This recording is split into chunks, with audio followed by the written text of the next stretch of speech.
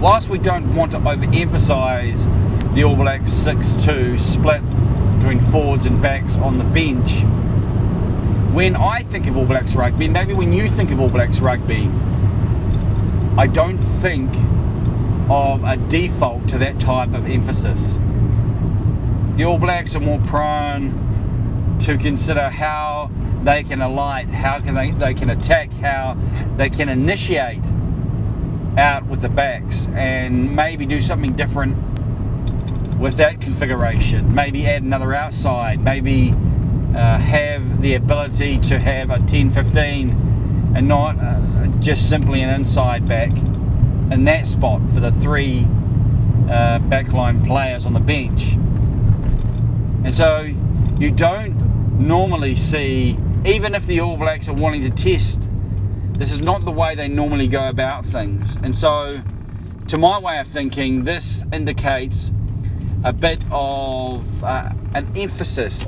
It provides a little bit of an insight into how this All Blacks coaching unit are seeking to frame their play. And that's no surprise as we consider where they've gone, where they've been in 2023, and how they have looked to assert themselves through the forwards. In fact, if the one contest this year so far that looked like it was going sideways, which was the Wallabies in Dunedin, the first half did not have an All Blacks forward pack asserting themselves. And so when they came out in the second half, what was clear was the coaches had said, hey guys, let's get back to how we want to play, how we want to construct our game. And that means going straight and through the forwards. And that's a highly confrontational game. That requires a certain mindset, and that requires a distinctive application. And so with this selection versus the Springboks of 6 forwards, I just think that reflects and is another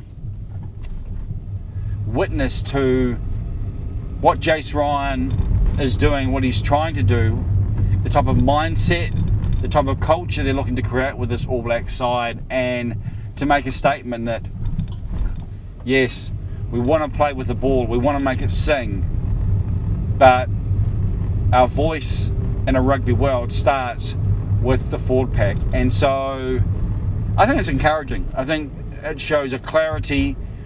We talked about clarity on the I Am Johnny King YouTube channel, a clarity of conceptualization as I go over some intended to slow you down speed bumps, and I guess they're doing the job. So what do you think? Do you think it's just an anomaly, just something there, wow, they want to test out a player? Or is it much more? Well, and just as I'm about to finish this video, again, Josh Lord, who's been brought over there and is not part of the All Blacks 33 Rugby World Cup squad. They haven't taken an extra lock, which many had picked they would take. And so the fact they brought him in from outside the Rugby World Cup squad, but part of that wider training group, I think underscores, I think it says to the playing group, and it communicates that if something goes wrong with one of their locks and Josh Lord comes in, that he needs to be ready, that this is what's required, and he's had what will be a pretty realistic undertaking and a forwards assignment with the Bok pack, and two sides that should be willing to go to war. So interesting times for All Blacks rugby.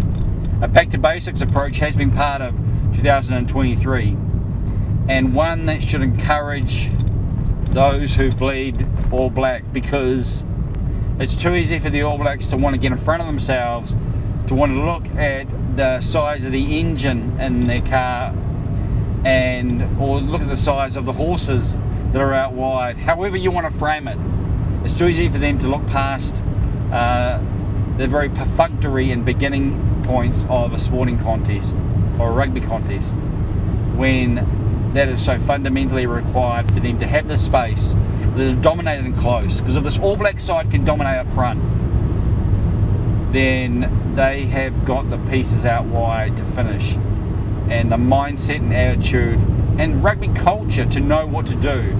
It won't be forced. it will become very realistic and very much part of how New Zealanders do rugby. So, interesting times. 6-2 split, indicative of an All Blacks mindset heading into the Rugby World Cup.